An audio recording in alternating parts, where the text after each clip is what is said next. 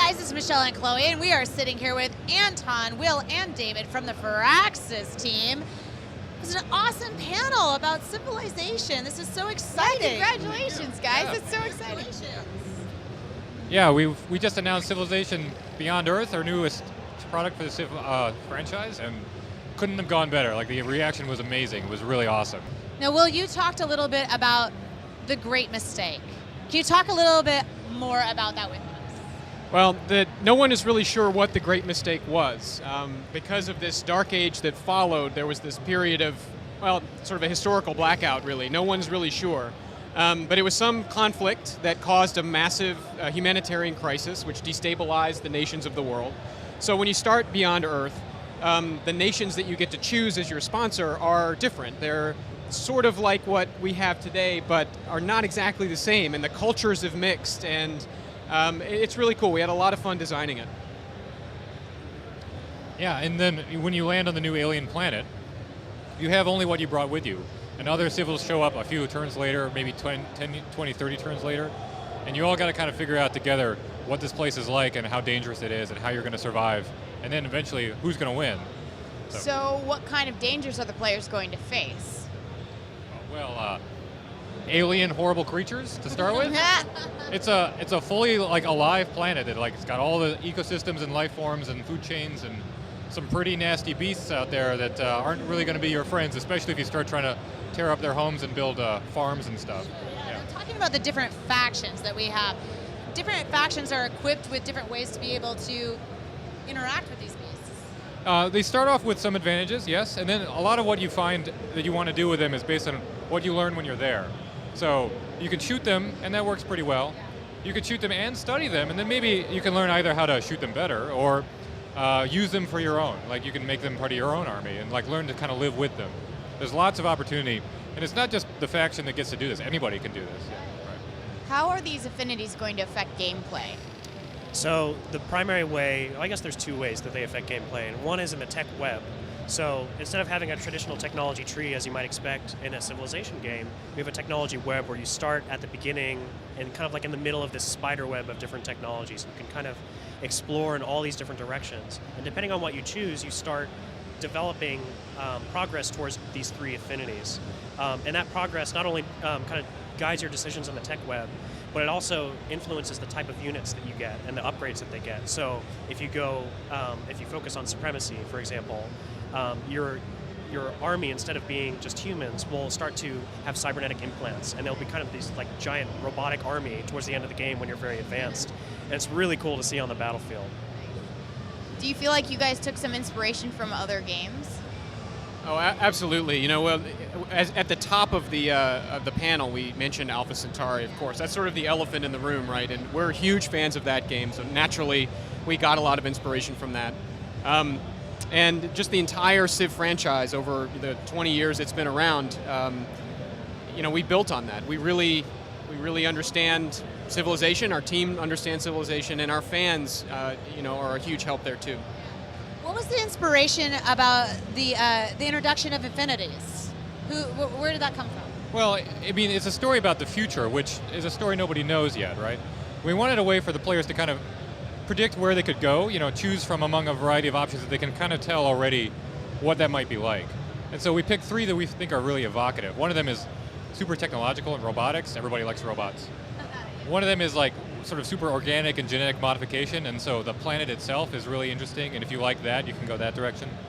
And the other is kind of neither one, but comes along with its own interesting benefits and harkens back to really classic, interesting things about Earth history. So it's got a very kind of classical, valiant look to it, like knights and Roman forums way about it. So those are the sort of the themes of the affinities, and then they represent a way that you can play the game kind of and end up in a place that you can tell when you start the game will be fun. Where did the genesis of that come up from? I know the two of you guys have been friends for a very long time. Was this something that you guys talked about ahead of time? I mean, this whole game is something that we've it's been rattling around in our heads for a while, and we've been talking in the years of our directorship for a while at Firaxis. We finally got to do it. When we started the product, we took a huge list of sci-fi books, and we carved them up, and we each read them. And a lot of these post-humanist ideas, the harmony, purity, and supremacy ideas, the victory conditions, things like that, are sort of inspired by the great works of science fiction, and also, real-life scientists. So Carl Sagan, Neil deGrasse Tyson, these guys who are the evangelists of science in our culture today. Obviously, we draw a lot of inspiration from I love that you actually quoted Carl Sagan in the panel. That was brilliant. That is so amazing. Can I ask a question about the timelines? So how are the timelines in space going to differ from the timelines in historic Earth? Yeah, so the game starts about 200 to 250 years after kind of modern day. And the timeline continues like, you're used to in a civilization game. You kind of start out in 4000 BC in the Stone Age, and things take longer to do in the Stone Age, so each turn kind of takes decades. And then it kind of like shortens as the game continues. But our game, it's 1 year every turn, and it's kind of like, everything happens very fast, but it's still that same kind of turn pace that you're used to as a civilization player. And so do you feel like when you're building up civilization on Earth, I feel, are they going to parallel in story-wise what it's like in space? I'd say yes and no. There are definitely some common elements, like you start out with just like your first city.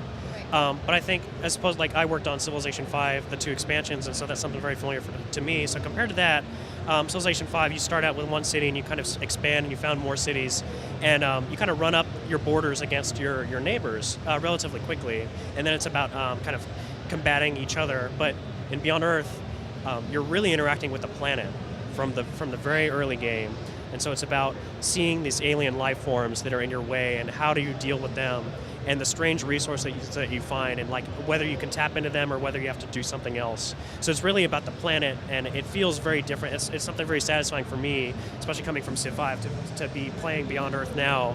Yeah, that was something they were talking about in the panel, is for you in particular, you didn't really have as much constraint on this as you have in the past with the historical constraints that you've had. This is kind of something that you've been able to build on imagination. Yeah, and I think it's a very different feeling game because of that, and that's partially because of the new systems that we've been free to put in, and also because of the fun fiction and the fun world that we've been able to really bring to life with all the art. Can I ask what sci-fi books you guys read in order to prepare for this? It's going to be quite a long list. We don't have enough time. But I personally read, I went back to some of my favorites with Orson Scott Card and Frank Herbert, who wrote Dune, of course. And then I read some new stuff by a guy I hadn't read any before, Greg Bear, who I'm sure many sci-fi fans would say, oh, you should have already known about him. Well, I know him now. Yeah, same here. The Asimov, of course, go to the source, right? Asimov, Arthur C. Clarke, Dan Simmons, some of the Russian authors that have written some great stuff in the 60s, like Roadside Picnic and Solaris. These are just really imaginative. It's a great, we got a deep bench, right, of creative material to draw from. And we think that if you're a sci-fi fan, we've put a lot of little things in there for you to find. So yeah, and for me, I focus mostly on Dan Simmons and Werner Vinge. Those were the two authors that I kind of read most heavily for pre-production. But one of my favorite books was Asimov's Foundation trilogy growing up. So that's Chloe and I were both completely blown away by the artwork. Oh yeah, absolutely. The artwork for this is just gorgeous. It's very reminiscent of you were saying sort of a 1970s sort of print, reminded me of 2001 Space Odyssey. And I like you saying all these books and these authors, it's very clear how passionate you are about this game. So I'm really excited to see what you guys do with it. I know the fans' reaction was insane. Oh my God, they were so How did you guys feel? How did you guys feel about that?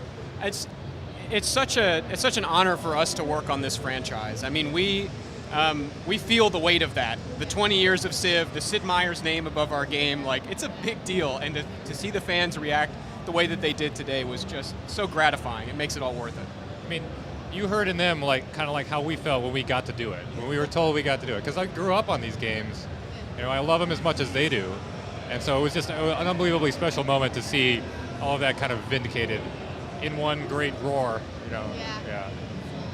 I have another question for you guys about the quests. Let's talk a little bit about quests.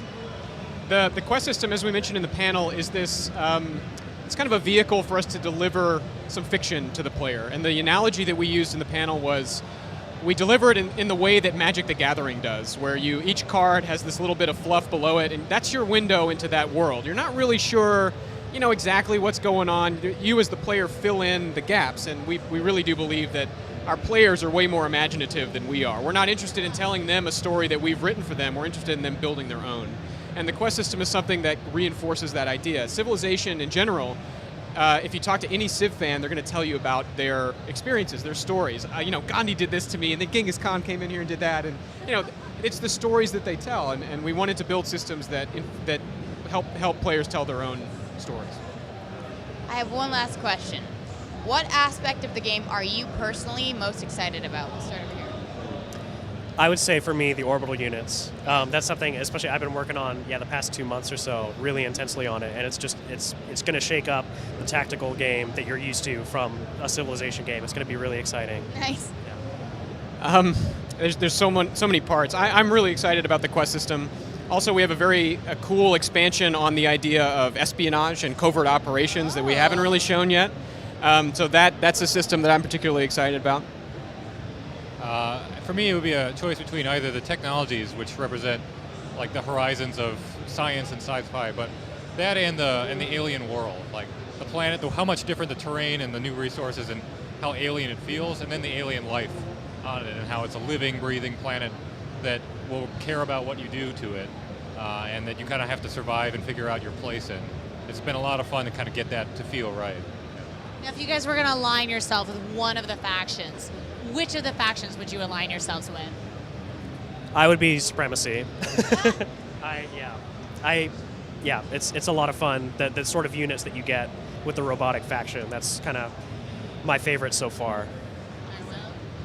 I don't want to steal your thunder here, Dave. I would go with Harmony.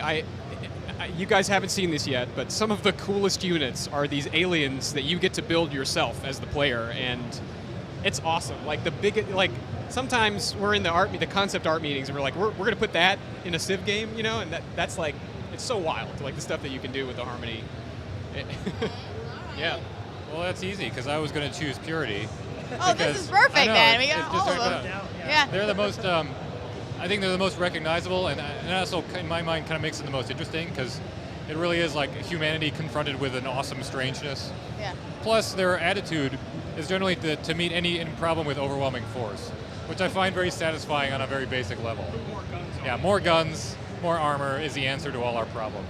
It's kind of cool that your team is very balanced on the three, that's for sure. I feel like we've got a lot to chew on. But I'm really excited to see what else you guys are going to put out. Is there going to be more stuff in the coming weeks? Oh yeah, there's going to be a lot of news coming out. We're doing interviews all day today, so a lot of the press will be giving you guys more information and stuff too. So.